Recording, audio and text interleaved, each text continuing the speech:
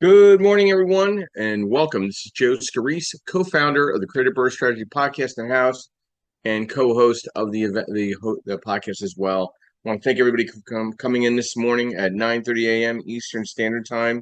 Get ourselves started here in just a few minutes, and only as fast as my thumbs will go, based on being on Clubhouse at the same time of being on live on YouTube, Facebook, Spotify, Apple, Amazon, um, Audible. We're just about everywhere. Thanks to Mr. Yordell Perkins, my co-host and co-founder of the Creative Birth Strategy Podcast.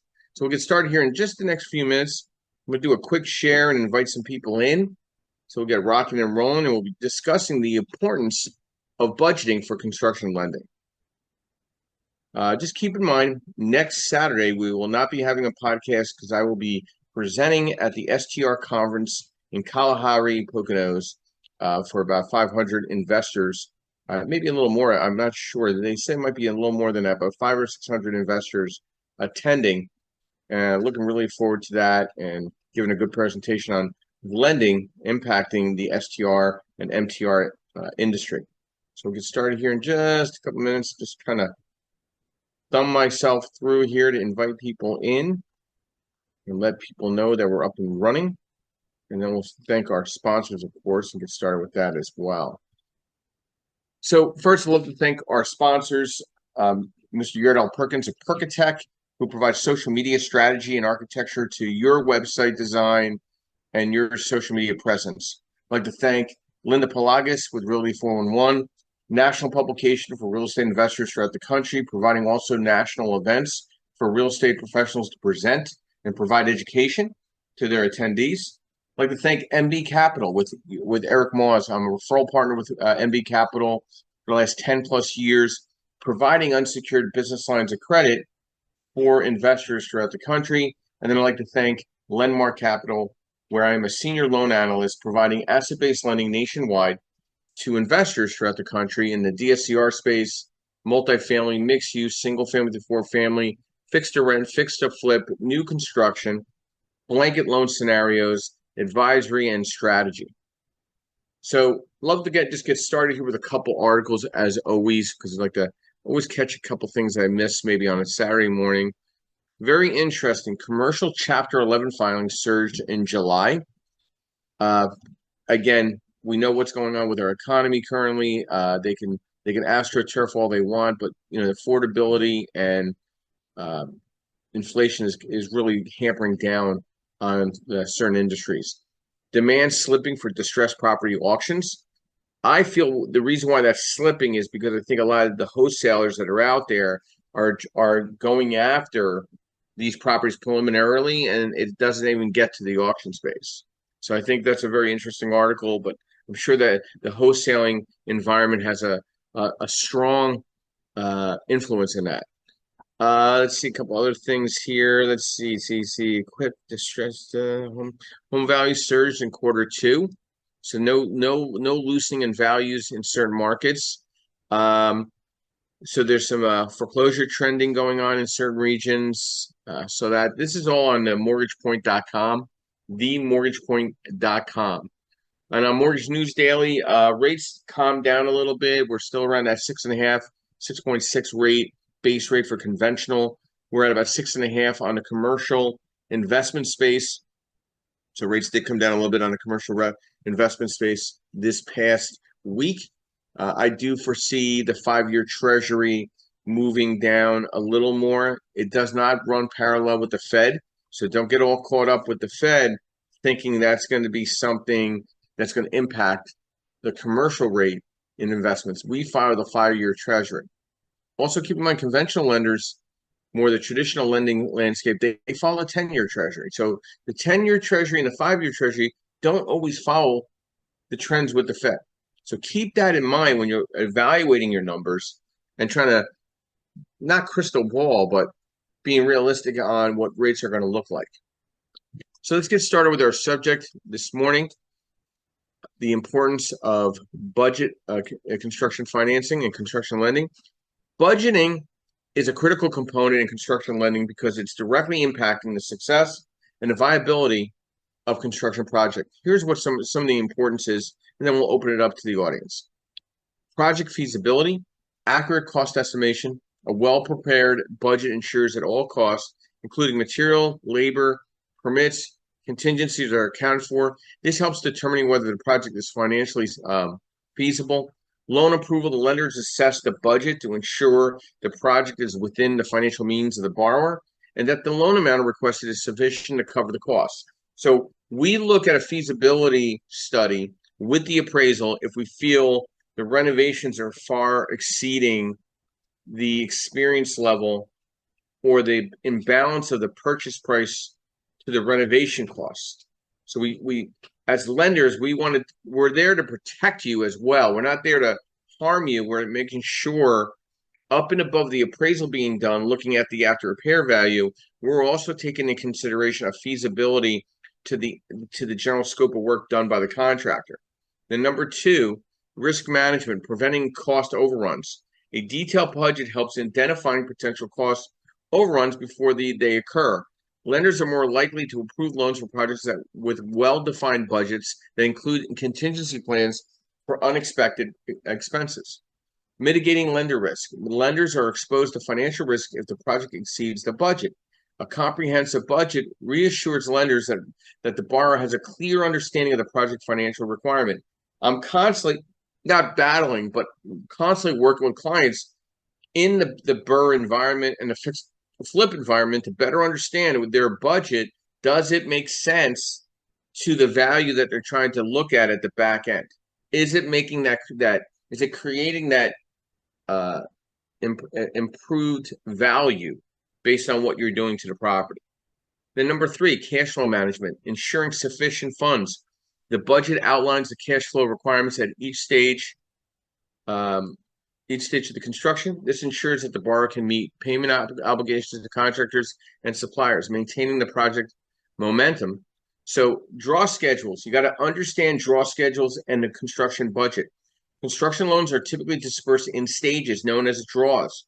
The budget guides the draw schedule, ensuring funds are available when needed for specific phases of the project. So a draw schedule and the draw requirements, people don't realize there's the draw is a request of renovations that are completed. So you need to understand that it's going to cost you about $250 a draw. So if you're doing 5 draws, you got to take into consideration, $1,000 plus more dollars into your budget that that you're going to it's going to cost you to get that money out. Project monitoring, tracking progress. A budget allows both the lender and the borrower to monitor the progress of the construction budget against financial benchmarks. It helps in identifying deviations from the plan early on, allowing for timely corrective actions. Transparency and accountability. A clear budget fosters transparency between the borrower, the lender, and the contractors. It holds all parties accountable for adhering to the financial plan. Final project value. The valuation of budget impacts the final value of the completed project. Lenders want to ensure that the completed project will be worth at least as much as the total of the construction loan and other financing. And then we look at the return on investment. A well-planned budget contributes to the higher ROI by minimizing unnecessary expenses and maximizing the efficiency of the resource allocation. A detailed, realistic budget is essential for securing construction lending and ensuring project successful completion. It provides a financial roadmap, mitigation risk, and help in managing cash flow effectively. For lenders, it serves as a tool in assessing the viability of the project and minimizing their exposure to financial loss. Travis, good morning. Welcome. Brief overview who you are, what you do, and thoughts to the importance of budgeting for construction lenders. Hey, good morning. Morning, Joe. Morning, everybody. Yeah, I'm Travis. I've got a real estate brokerage here in the Houston area. We do residential, commercial, real estate, and we also have property management, which is what I'm involved in a lot.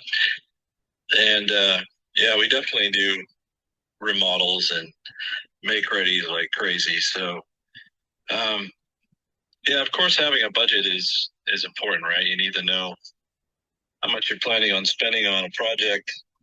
I think one of the things I find is, especially when, if you're getting offers or deals from wholesalers, is they throw some number out there, what they think it's going to cost to, redo a house, but they don't really provide any detail.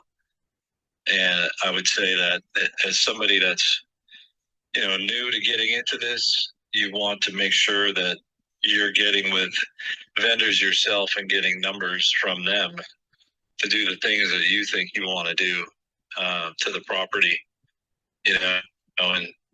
and really focus on what you're going to use for materials too, because the labor might cost you one thing, but I mean, depending on who you're using and who you're getting your materials from, like just countertops, for example, you could be grossly overpaying for things like countertops and cabinets if you're going Home Depot or Lowe's, the big box stores, to buy things, instead of going to a supplier that's got prefab granite or prefab quartz and, RTA cabinets that you can buy. I'm sure Justin can touch on that too. He'll know about that as well.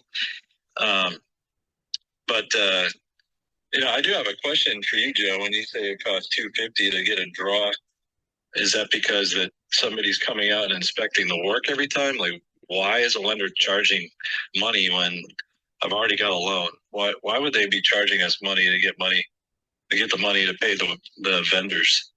So good question. And that's kind of an industry standard on the draw schedule. It's not like saying that we're the only one that charges that estimated number. It's somewhere between 200 and 250 because the industry itself leaves the responsibility back with the AMC and the original appraiser that conducted the after repair value and looking at the construction budget. So there's a transference. It's a money grab, to be honest with you. I mean, there's no way to bullshit it. Okay. So it's a money grab in the piece of the appraisal part that the AMC charges to justify whether it needs a physical inspection or a virtual inspection of completed work done. Am I saying it's fair? No.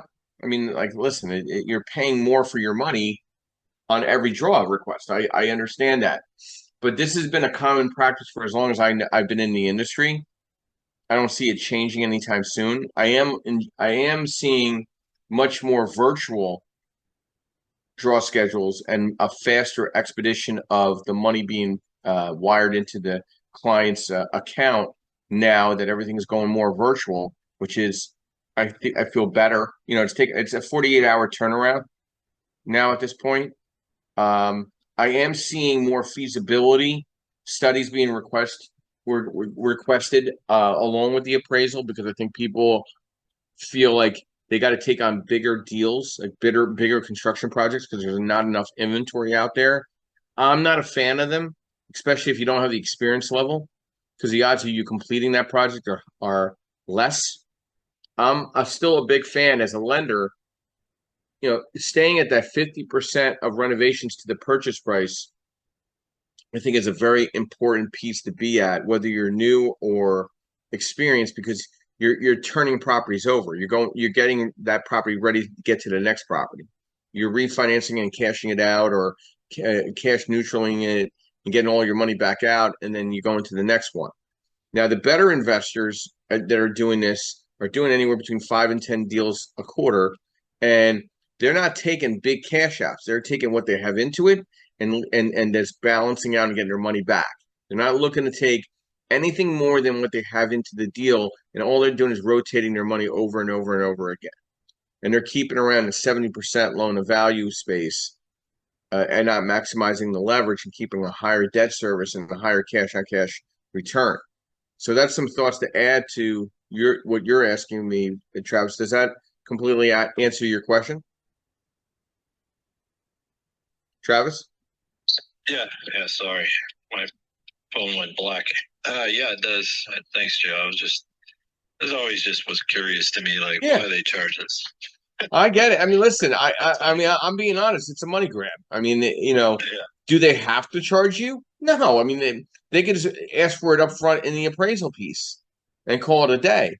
But I guess they don't want to put you into appraisal shock either saying, "Hey, it's going to cost you $2,000 for this appraisal," and you're like, "What?" And you're like, "Well, it also includes the 5 draws you're requesting."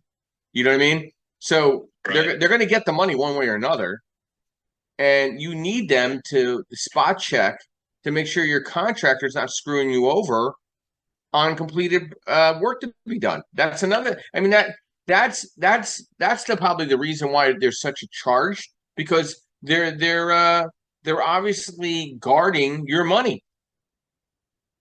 Yeah. No, I would appreciate that. That's for sure. Because if you're not over there watching your project, and when the contractor tells you they're done and you go over there and they're not done, Yeah. it's, I'm not paying you, and I can't pay you because the lender didn't give you the money because you're not done. Yeah, I mean, like I'm sure there's that debate almost every other project. I'm like, I just don't know why people think we're working against them.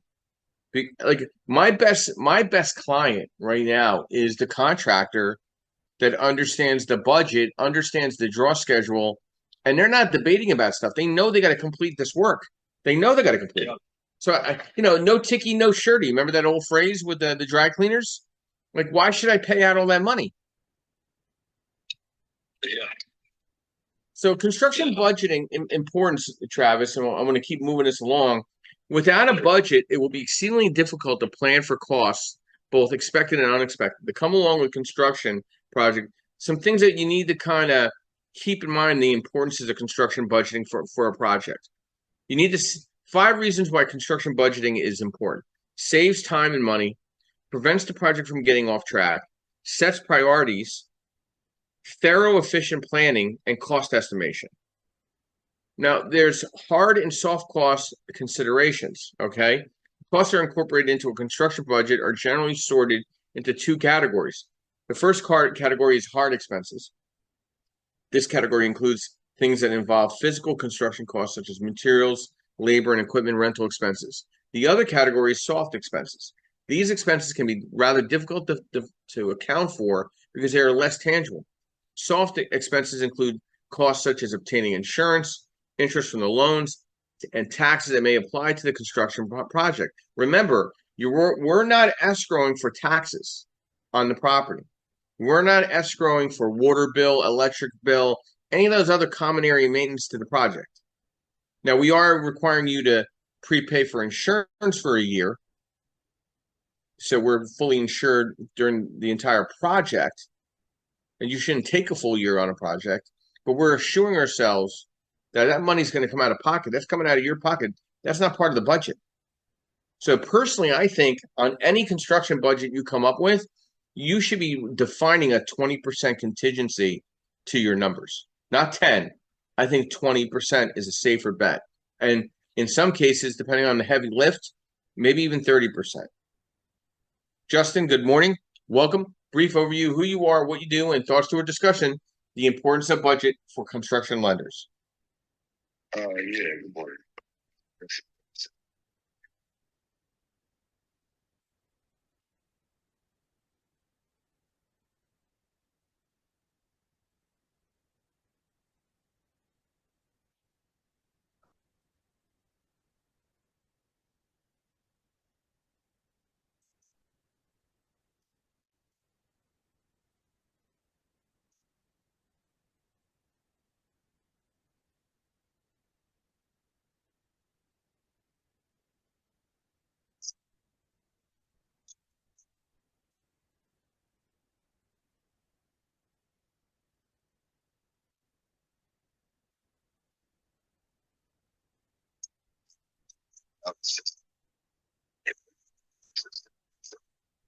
Other checks and balance system involved in the process that a lot of people, well, you might hear people complain about in the permitting part, but it's also something that they're designed to put your contractor in check, to put yourself in check, and make sure you're building something that's safe, that's appropriate, and it's not going to cause you a lot of money later on. All of these things help you complete a project successfully. And I'll tell you, it was a mistake of me listening to GCs and contractors who are advising ways to avoid getting certain permits, avoid doing this, other draws, legal fees and withdrawals to keep stuff going. All of those things very well may, get you by, but there are also things that could potentially trip you up really, really bad in your project. And if you do get tripped up really bad in your project and with situations, it may be hard to continue. Depending on the lender, they may not continue to lend to you. It may be the end of where you're at, and you may have to potentially seek other financing if you're able to. So it can cause you some serious problems, not just following protocol. So I'll say to anybody getting into this, just really take your time and just follow the permit guide. Try to get to know some people at the permit office, and make sure and make sure you deal with that. Also, be very familiar with your lender and their process, right? That you need to be familiar with your lender's process, their draw process, right? And their funding process, right? For this, some lenders do it on a reimbursement basis. Most of them do it on a reimbursement basis. Sometimes they'll give you your first draw, right? Immediately as soon as you close. But all of that has to be in your underwriting. All of that has to be understood. And obviously, with regards to your plans that you get, which you should get well before you build anything, is you want to have each and every sub give you a budget and a price for those plans that they can stand by and sign off on. A key on sign off on, so that they can be held accountable. Yes, prices fluctuate. All of these things they have to be taken into account. But these are all safe haven. I mean, not safe havens. I'm sorry. These are all things that you can put in place to kind of protect yourself in the construction process. And these are all things that I'll be implementing forward, plus a couple other things. Sure that I have a successful build, because remember, the product is the easiest product to refinance, to sell, but an incomplete project is the hardest thing to get rid of, and surely the hardest thing to get rid of with you in a whole place financially. So those are my thoughts this morning. So Justin, I'm gonna break down some of the things that you discussed real quick, and thank you for being on here this morning. Communication and involvement with your lender when it comes to construction financing is so important. Transparency.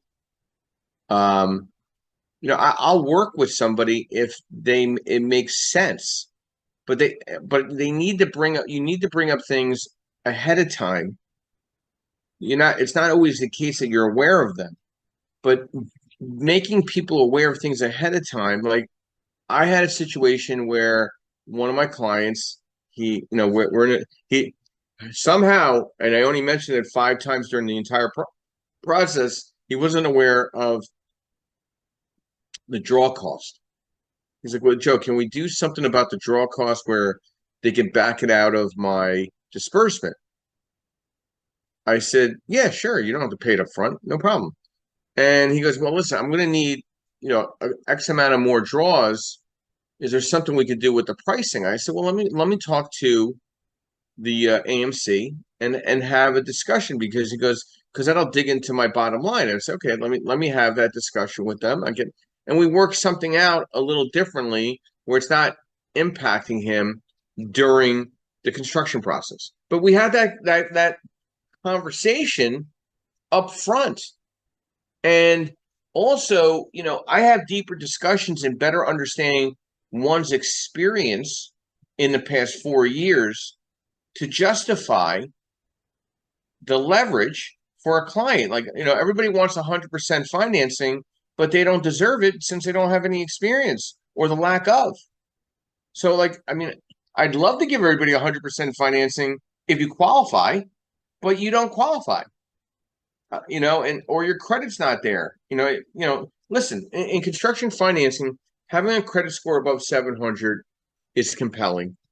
Having at least 5 rehabs completed in the last 4 years is compelling, whether they're flip or burr, whichever ones that we can verify. These are numbers that are going to get you to maximize the leverage on a purchase price, meaning up to 90%, and then 100% on the construction renovation based on a draw schedule. And rates are pretty competitive right now. You're hovering around 10% on the interest only, and you're looking at origination of maybe 1.5 points. That's not really bad. Working with a direct lender, that's pretty inexpensive money. Brokers and correspondents are tacking on a quarter or half a point on the rate for you and making money on that, and they're tacking on 1 or 2 points on the origination, and they're probably charging you $500 more in underwriting fee, where I'm charging only $950. They're charging probably $14.95 because they're trying to make money everywhere on you. So you really need to know your lender. You need to have a very open discussion with your lender, understanding the budget. I don't send out the construction budget and draw schedule enough to people. I send it out to people complimentary. If you need it, I'll send it to you. Just email me and request for the worksheets that we provide complimentary through the Creative Bird Strategy house here on Clubhouse. I want you to be a better educated borrower. I want that borrower to keep coming back over and over and over again. To me, that's that I'm doing right by them. If the values are coming in on the back end, the renovation costs are clicking, they're buying it correctly, they're making money when they buy. I mean, listen, the old school technique was 65% LTV on after repair value, meaning the property was worth, 100,000. You shouldn't be in for no more than renovation and acquisition of $65,000. Now it's a 70% rule. I still live by the 65% rule because I want to take contingencies into account. And I don't need to buy every property. I don't need to have every one. I need to buy the right ones. And that's how you have to look at it as an investor when budgeting out construction renovation, because I don't think people emphasize enough or really understand how impactful construction costs can hit the bottom line, how over leveraged you could be. Especially in the flipping world, you make one mistake, you're not flipping that property anymore. You're holding that property. Okay, you miss that window, and you miss your construction costs. You miss the timing between the electrical and the HVAC to sealing up the walls and putting the flooring down and putting all the amenities in. You're missing out on a potential time to sell. Now you have to rent the property, and you might be over leveraged. You might have money stuck in the deal. That's not my problem. I'm a lender. I'm looking at two different ways. When I ask somebody, if you don't sell the property, what are you renting it for? Oh, no, I'm going to sell it right away. I said, no, that's not my question. Do you even know what the market rent is? If you have to take that property off the market and the property does not fly off the market and does not sell, and your realtor miscalculated what they're listing the property at, or there's a problem with your finished product and you have to rent it, what is the rent? Can that cover your debt service? Well, I never thought about that. Well, you should be. You need to look at construction financing right now, not just as a flipper. You got to look at it as burr or flip. It's important to figure out which one makes the better sense for both. Bad financial project management can lead to bankruptcy and closing the business. That is why creating a budget to account for numerous construction costs is crucial. The budget then guides the projects from the beginning to the closeout. Complements, of cost estimation is building materials and equipment, labor, location, project timeline, and building codes. Emmett, good morning and welcome. Brief overview, who you are, what you do, and thoughts to the discussion this morning, the importance of budget for construction lenders. Good morning. I'm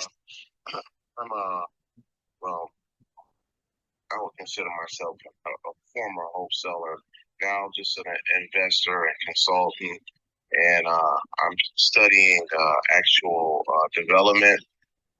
This is really good subject here. I'm out of the Michigan market. First, Joseph, I like to know, do you finance modular homes? Kind of fell in love with that when I attended a tour here in Romulus, Michigan, by Gesto, which is Gesto Development and Supplies. They're actually doing modular homes. And to me, they just practically eliminated all of my headaches with contracts, with general contractors. It's all contained inside their warehouse where they do all of the fittings inside the modular homes. I love the subject. Just looking at deals, I think it was Gilbert or no Travis that mentioned, as a previous when I used to do a ton of wholesaling and I would send out deals. Looking at the numbers, I will work the numbers backwards and just take 70 to 75% of what a property was selling for in the area, and I would subtract that from the actual price that the homeowner or investor or that project that didn't finish. I would take that 75% against the acquisition price they were asking for, and then I would walk my contractors through and subtract the repairs from that final number, and that would be the price that I would be able to provide to that homeowner or whatever the distressed property was. So I would take the repairs and subtract that. That's how I would get my number to what the maximum allowable number would be that I could offer that homeowner or that distressed property owner. So that's how I will arrive at my number. And I remember someone mentioning, well, wholesalers are just throwing the prices out there. We do the best of our ability, and you never know who you're selling to, and probably the reason they put numbers out there that are not very conservative because every buyer is different. They might have relationships with contractors, relationships with suppliers, and we don't know exactly where we're going. Mm-hmm. But that was one comment that I wanted to make to that. But this is a very good subject of actually discussing the importance of the budget for construction lending. I pay close attention to when I'm going to anticipate putting the property on the market as being really conservative, or when I got the biggest pool of actual buyers looking at homes out from market, particularly when I want to exit the property, exit the deal as well. And I agree with you, Chip, particularly about managing your budget so you can actually stay on track. All right. So, Emmett, do you want me to answer the question on the modular, or I'm just trying to keep track of things? Yeah. So modular has not really impacted the asset-based lending world yet, because I know the concept moves along much quicker. But the problem is it's very hard to track a draw schedule where all the parts of the house are coming together at the same time. So an asset-based lender, the industry itself has not been able to get their head wrapped around modular yet. They're still looking at the brick and stick mortar build out new construction right now. Do I think modular is going to have a spot for itself in the asset-based lending space in time? Yes. I don't think it's happening now, but I think over the next couple of years, as we need speed and expedition of build outs for the need of housing, whether for rental or for home ownership, I think asset-based lending will find their niche in the modular space. It probably will be start off with a lower leverage purchase amount, and maybe a lower leverage on the construction piece where there might be a little more skin in the game, but it's not there yet. I mean, because I've inquired. We work with one of the largest hedge funds in the new construction space, and they don't have an appetite for it just yet, or they just haven't found a back end piece to buy that money off once it's on their balance sheet. So I get it. I'm a fan of what you're saying. It's just not there yet in the modular piece. I feel like there's still enough room in the new construction in buying land, getting all the soft costs done, and getting 100% vertical out there without going modular. Now, again, I could be absolutely incorrect, but I do like the modular concept. It's just not there yet. I don't see it happening in our space, our industry, at least for another year or two. And then in regards to wholesaling, obviously there's a necessary evil where I think wholesalers now foresee and see the opportunity of becoming investors, and they understand construction budgets because wholesalers will just throw numbers out there traditionally and never really put a lot of verification behind it. But now that there's so much money for the entrepreneur that doesn't need tax returns, the wholesaler is now becoming the investor, and now they're becoming a little more proficient and a little sharper and specific and measurable and achievable and relevant and time bound to a budget. So, how long have you been in the investment space and out of the wholesaling space? I've been out of I've been in the investment space for about 3 years now. Okay. Been in the wholesaling side about 12 years. Okay. I really got my start in real estate just due to tax assessments in Detroit that weren't done, and they got done after the bankruptcy. One last part of my one last thing that I want to make a point on is that what I noticed when I talk at RIA meetings and talk to other investors, I get it, the draw schedule. I get that we try to stay on is keep there to stay on track. But what I'm finding is that it's all great. It's all gravy when we're fixing the property to burn. Right, we're fixing the property to burn, but then you get one valuation, right, at closing, and then you're down the road 6 months, the project is finished, and now it's time to go into the 30 year, and we're going to refinance out. Yeah. And maybe we get a ARV at the table during acquisition for $250,000, and then we get the carpet rug pulled under us by a lender, and they say, "Oh, now it's $200,000 or $230,000." Huh. And that's what kind of scares me. And I'm one that's very conservative about numbers. So I look at the runway of taxes going up 2 years and they're being reassessed. I look at also the insurance is going to go up maybe 2 to 3 years down the road. So I'm not pulling out all the money. I'm not the guy pulling out all the money on the deal. I'm pulling out my acquisition money to get into the deal. Mm-hmm. But what I witness happen a lot is lenders play around with the numbers. All right. When it's time to exit out of the deal as well. All right. Can you speak to that? Yeah, I will. And if you could mic up, please. Thank you, Henry. So the lender has nothing to do with the appraiser. The appraiser is a third-party service that provides protection both for the individual and for the lender to verify a value. Now, saying that, if an appraiser that is not an employee of the lender and you're not happy or satisfied with that appraisal, you could always request to order a new appraisal with a new appraiser. That's at your cost. The lender has nothing to do or very little to do other than ordering the appraisal through the appraiser service, which is called an AMC.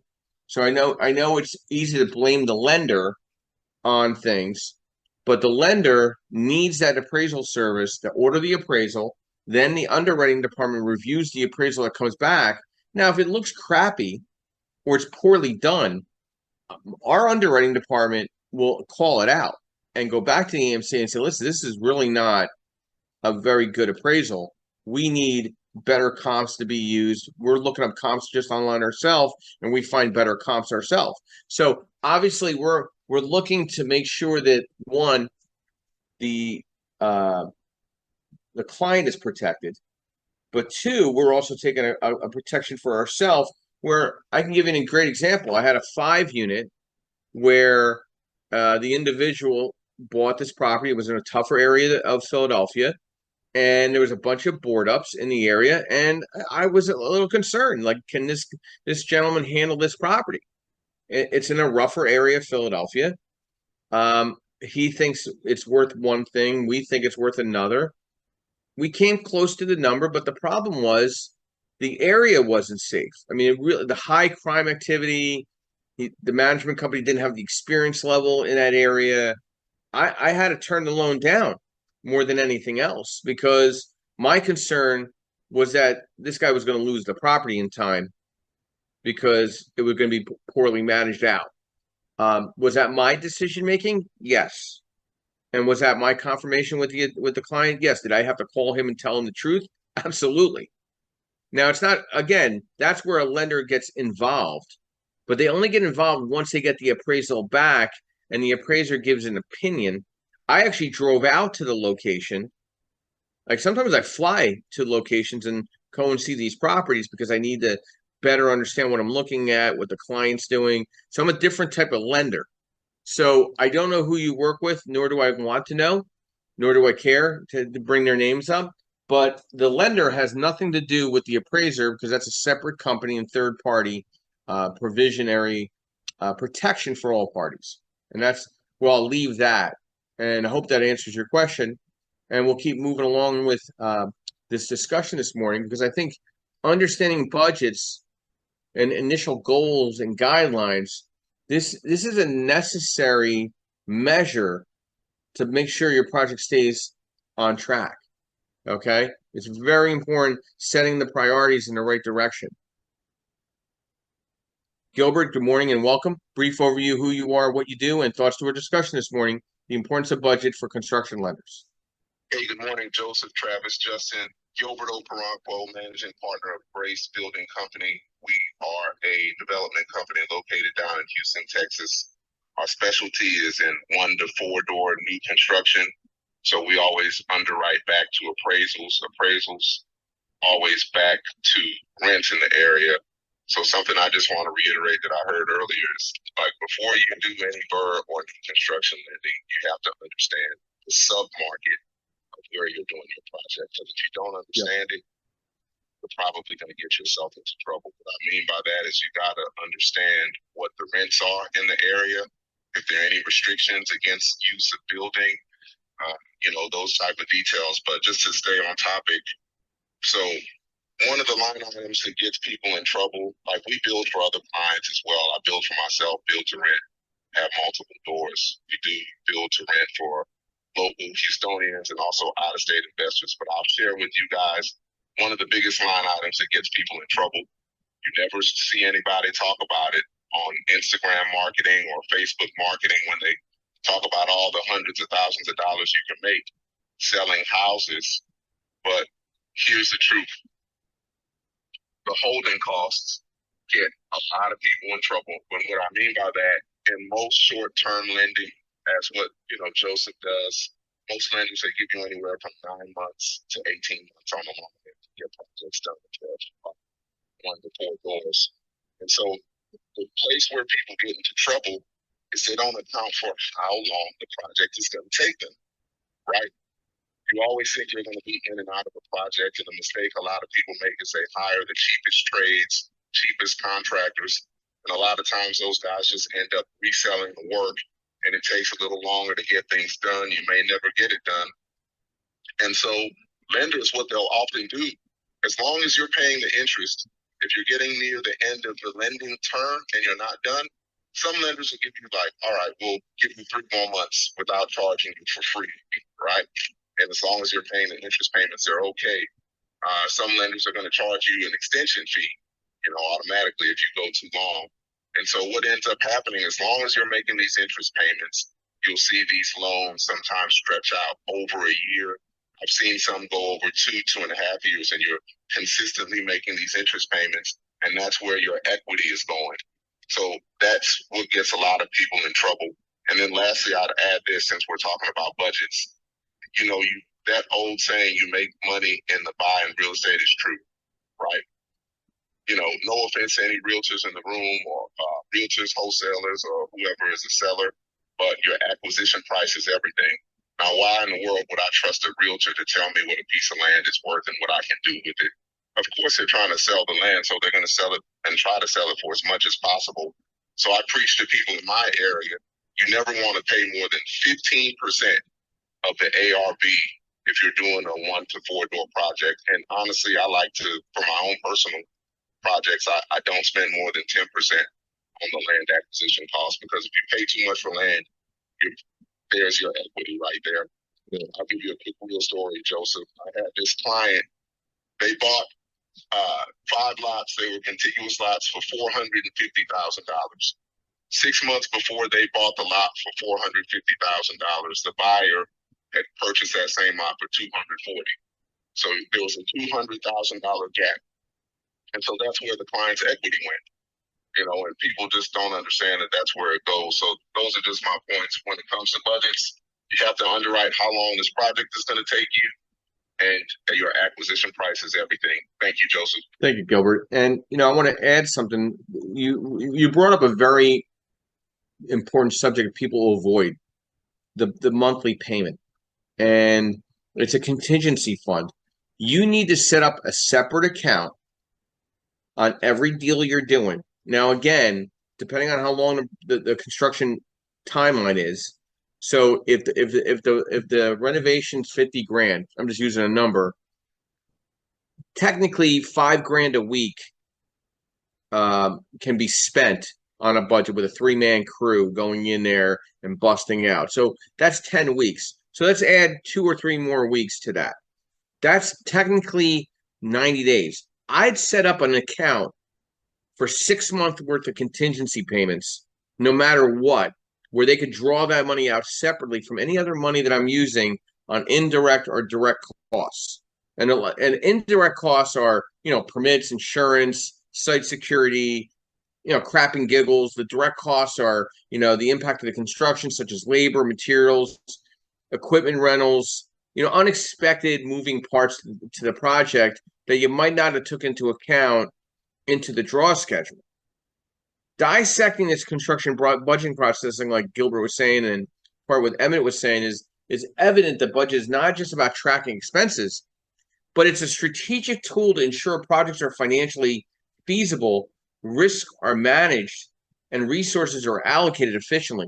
And understanding budgeting is the first step towards successful construction project management. Laying the groundwork for projects that are completed within budget, on time, and to the required quality standards. How do you create a good construction budget? You got to define the project's scope and objectives. You got to estimate the project costs.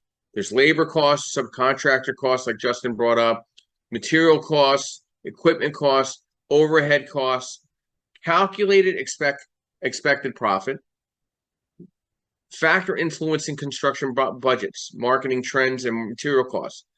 Timing is everything. Do you understand where the market trend is going in your market? Do you understand the rental market in your market? Does that rental market support that property if you don't sell the property? You got to understand the environmental factors and the geographic factors when you're doing land. Very important. Housing, not as much. Then you got to also remember regulatory and compliance costs. Working with the city, working with the neighborhood associations. You piss off the wrong neighbor, they're going to be your worst enemy through the entire project. I'm going to backtrack to Travis. Travis, your thoughts on our discussion this morning, the importance of budget for construction lenders. Yeah, thanks, Joe. Yeah, I think I like what Gilbert was saying about, those costs of making the payment every month. A lot of people definitely underestimate how long it's going to take for a project to get done. And those payments can really, really start eating into, your cash flow or whatever cash you have for the project. Something I was thinking about as these guys were talking is, and you guys brought up some good points about the contractors you're using, is, making sure that the contractor also knows how long is it going to take for their part, right? Do they have realistic expectations? And man, I can tell you that right there can can really make or break you if you're working with a contractor who tells you one thing, like Gilbert brought up. They think it's only going to take whatever 2 weeks or something, but they're just telling you whatever you want to hear, so that they get the contract, and it ends up taking them a month, 6 weeks. Now you're paying more on your money, and your contract or your project's taking a lot longer. So I just want to add that. So Travis, where have you seen the biggest mistake in a construction budget this past year? Something that comes to mind. Is it in the mechanicals? Is it in the finish of the walls when you're doing a gut to the studs, flooring? Where has been the biggest miscalculation that you've seen with a client this past year, the past 8 months? Well, what comes to my mind is when we're getting bids from the contractors, and they tell us one price and we think it includes all the material costs, and then they come back and they hit us up for something else. Like, no, we still need money for this. Like, oh, I thought that was in your bid. So I think that's the thing that comes to my mind right there. So the project scope recalibrates, I'll call it, when you come up with a number and then they come back with a different number after you close on the deal, and all of a sudden you have this budget and they're like, hey, listen, that number is not correct. This is going to cost $5,000 more. I mean, like, where do they think that $5,000 is going to come from? Yeah, obviously it's coming out of the client's pocket, right? That's where it's coming from. Yeah. Yeah, so it's a little scary, the moving parts to renovation and new construction. You really have to have a good relationship with a contractor that really understands the chameleon environment. They got to understand the impact to the bottom line. Like, if you don't have that $5,000 sitting in some account, you're in trouble. That's why I always ask every client, do you have unsecured business lines of credit where it doesn't impact your personal credit, where we're not jeopardizing your credit down the road if we have to refinance this property? If you don't sell it. Oh no, I never heard about that. Well, let's set you up with $100,000 in unsecured business lines of credit for the what ifs, the potential maybes, things that could happen, the moving parts. Emmett, some brief thoughts to our conversation following Gilbert and Travis. Yeah, that is one of the biggest mistakes that I see come up. Is people just not having the right planning, investors not having the right planning when it comes to the cost of the contractor said, labor versus materials. The biggest movement that I see is time as well. Putting that property on the market to sell, or if you're going to burn it, you're going to necessarily keep it.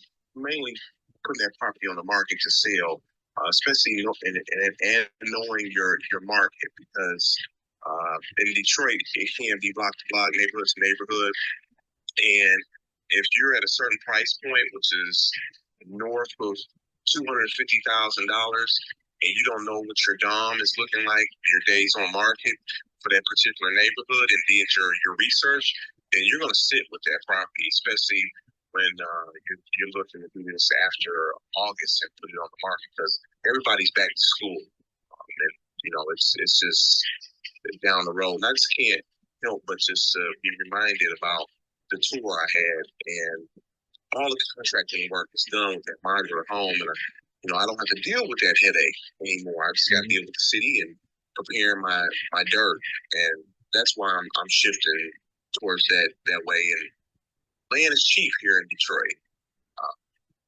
That's what I see as a big issue, though, when you're in your construction budget, though. People not planning to put the property on the market to sell at the right time. Thank you, Emmett. Thank you very much. Gilbert, I want to jump to you real quick.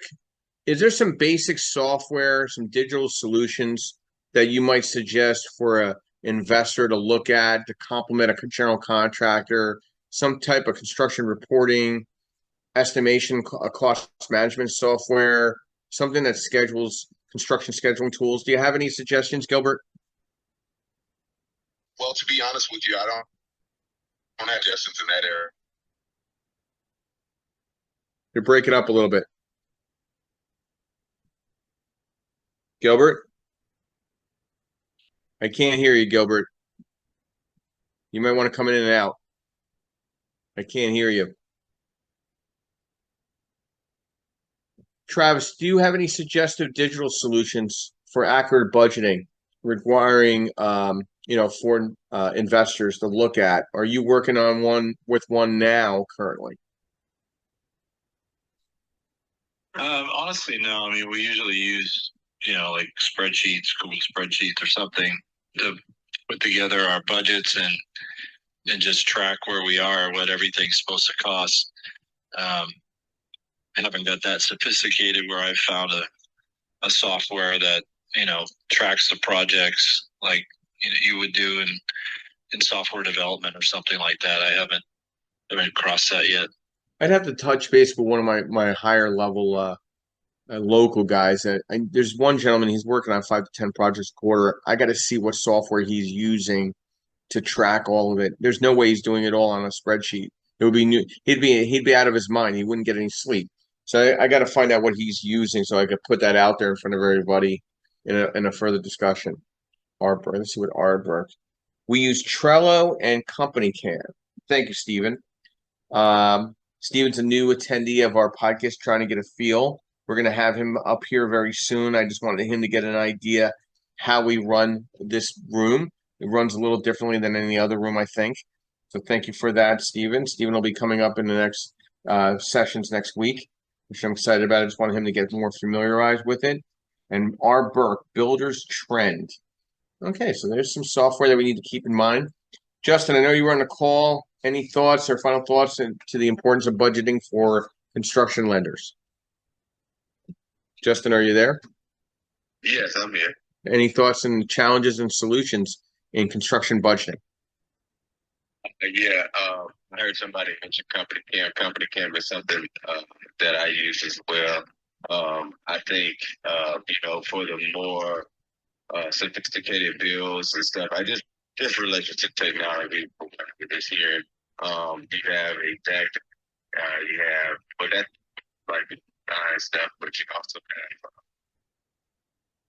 There was another one that I had this same idea, but there are technical software but I would say for your smaller, your single family builds, to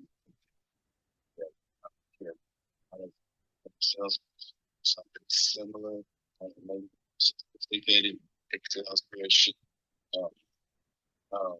But just, I like company cam because let's say I can upload my spreadsheet, but I can also keep track and put notes on every item as I take pictures of them, put the prices of them, put a price list there, send it out to anybody who might need to go shop. So it's convenient, and it has just a budget element to it. But just as far as to budgeting, my thoughts are follow the process and get you a good solid process. If you feel like you need technology or some kind of app or something to help you along, whether that's digitally or not, there are several of them out there. Just go read up on them and see what they still put you.